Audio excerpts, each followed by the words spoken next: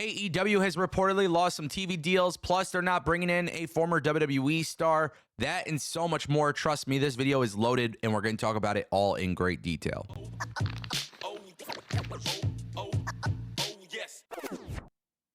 Welcome back to the Ango Show. I, of course, am Ango. I want to kick things off immediately with Drew McIntyre. The Rock posted a video on Instagram this past weekend, and they announced that Drew McIntyre has re-signed with the company. Now, at that time, there was no details. Today, there's some details. Brian Alvarez is saying that the deal is reportedly 3 years. The talk on the streets is that Drew McIntyre is getting paid like a top star in the WWE. And obviously, this is a massive deal. If you've been following this channel, I've been super curious as to what's going to happen with Drew McIntyre's situation, contractually with the WWE. Whether or not people want to admit it, there are other options out there.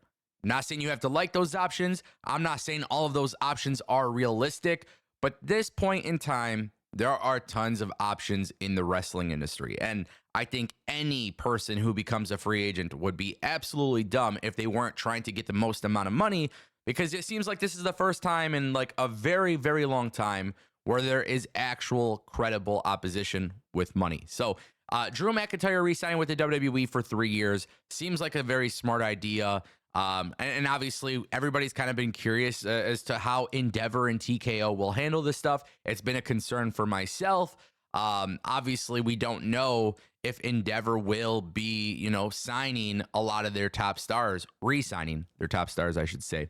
But for me, obviously, I'm a big fan of this. I'm a big fan of Drew. I've been wanting him to stay in WWE. I love what they've done with him. He's having the run of his career. And at some point, WWE really does have to put the world title on him. I feel like they're headed that way, but the story is bigger than the title at this exact moment, and I look forward to it. Keep in mind, Drew McIntyre is also dealing with an injury, not expected to work live events, but it does look like he will appear on TV. Doesn't mean he's going to wrestle on TV, but it sounds like he will still at least appear on TV. So I am excited to see what happens, and obviously congratulations to Drew McIntyre for getting a big WWE contract. Speaking of WWE, this is a very interesting topic that I hold very close and near dear to my heart, because if you guys know me, you know that I like music. I like music production. I like creating music. It's just something I've always kind of loved since, I was like 5 years old. Listen, this is the crazy thing. Def Rebel getting a lot of criticism online. Now, Sean Ross Sapp talking about it in a Q&A and says that the company is indeed aware and has been addressing the situation. There has been a lot of talk about Def Rebel because, quite frankly, a lot of their themes are a big miss in the WWE. Now, I don't know why I have to say this, but I have to say this. This is the biggest issue that I have with WWE right now in terms of their physical product. The fact that we go into a Royal Rumble and it seems like every single person coming out is a surprise because nobody is familiar with the music. I think that's a huge problem in pro wrestling. The music is everything for these superstars. You knew when that glass broke, you knew that Stone Cold Steve Austin was coming out to the ring. You knew when the gong hit, Undertaker was coming out to the ring. In WWE 2024, there is not a lot of theme music or entrance themes that truly give personality to the person walking down to the ring. I like certain songs, I dislike most. With that being said, WWE is aware of this. I am hoping they make a change in some way, shape, form. I don't know, but you cannot forget that theme music is incredibly important to what these superstars are all about. So in my personal opinion, WWE being aware of this, WWE wanting to make change, I think that is a very good thing. Now, ultimately, at the end of the day, not all Def Rebel songs suck, but I would say majority of them do. Now, I also have to be realistic. Jim Johnston probably not coming back to WWE. Jim Johnston is quite up there in age. It probably doesn't make that much sense for him to be doing this full-time for WWE. But what I do think is realistic is that WWE will start looking at other avenues. And if there's one thing that they could learn from AEW, sometimes licensing music isn't a bad idea. Does it require money? Absolutely. But to get the rights to popular songs out there and using them as theme songs for their wrestlers could be a good idea. So I'm hoping WWE does make that change, in fact. I want to turn our attention to AEW not bringing in Shelton Benjamin. This is wild to me. I think we can all agree that Shelton Benjamin is a stud. I think we can all agree that Shelton Benjamin is going to be a valuable asset to any company he goes to. Sean Ross Sapp stated in his Fightful Q&A session that although there were plans for a program with the former WWE Intercontinental Champion, due to a certain someone being sidelined, it fell through, and now Benjamin is headed to work with the wrestling promotion Progress. Wow. Look, I think this is more delayed than anything. I don't know if it's officially canceled. I don't know. Shelton's a talent, man. Shelton is a talent. I want to see Shelton on TV. I feel like WWE should have used him more. At the same time, Shelton Benjamin is a veteran. So while I want to see him on TV, I understand that maybe Shelton Benjamin can't be given all of these opportunities that some of these other guys are currently having.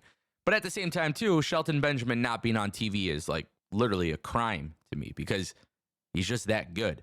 AEW not bringing him in because they had an idea for a program. That person got sidelined. Okay, I understand. Can you fit Shelton Benjamin into another program? Can you fit Shelton Benjamin at all on your TV program? You have a bloated roster. I mean, we just have to be realistic. That is true. But at the same time, too, Shelton working indies, in my opinion, is just like, at this stage of the career, I'm trying to figure out, okay, why isn't he, at the very minimum, why isn't he on TNA? Why isn't he on NWA? Why isn't he on MLW? Right? That's to say the least. Shelton could be in AEW, MLW, TNA, GCW, any of these companies. I'd be like, cool. But he's working these indies.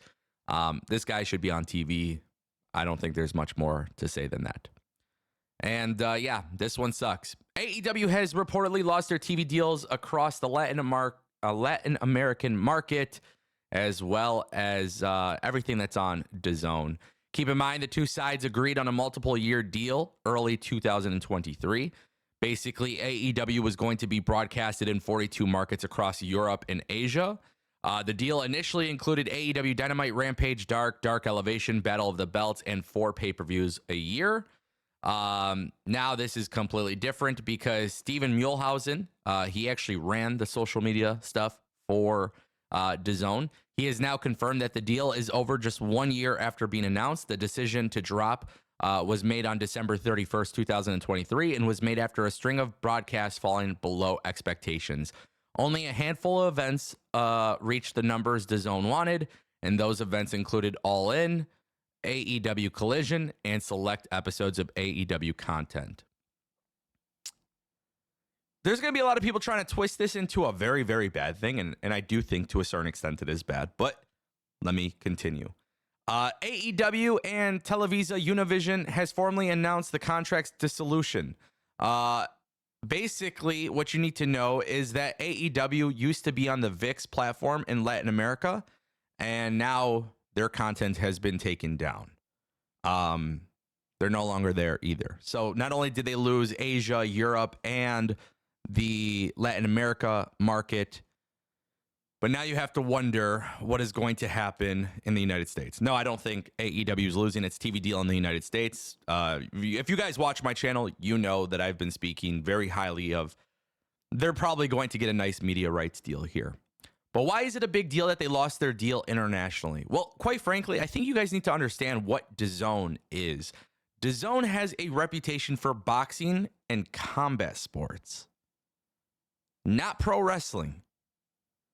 I can certainly say that a lot of people probably weren't buying DAZN specifically to watch AEW. Now, for example, like a country like Albania, for example, that would be their way to watch AEW.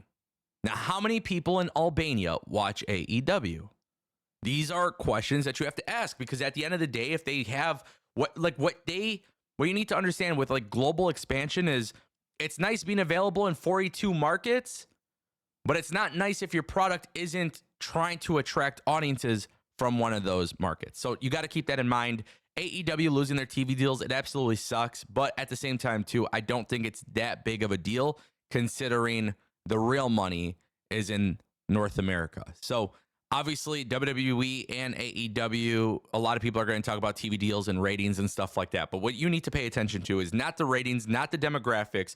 What you need to pay attention to at the end of the day will be the amount of money that AEW gets when they announce their new TV deal. The NBA might be going to Amazon Prime. The deal is already being worked on. We know this. It's been made public. That means maybe TNT and TBS don't have NBA rights, right? Warner might lose NBA rights. Well, if that is the case, that might be more money for AEW. It's just something to pay attention to. You can tell by all the trends and all of the daily happenings in the world of sports and television. AEW's main focus should be the TV deal in America. Does it suck? Yes. Does it matter? I don't think so in the large grand scheme of things. Ladies and gentlemen, that is the Ango Show.